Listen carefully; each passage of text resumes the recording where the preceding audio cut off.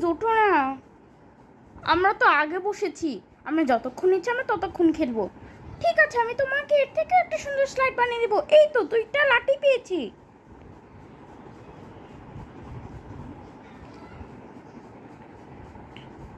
এই তো প্রথমে আমি এই এই কাঠগুলোকে এভাবে জুড়ে নেবো, এরপর আমি একটা ছাদ বানিয়ে নেব, এরপর আমি এটাকে বিল্ডিংয়ের মতো দেখতে একটা শেপ দিয়ে দেবো, এরপর আমি এর মধ্যে একটা সিঁড়ি দিয়ে দেবো।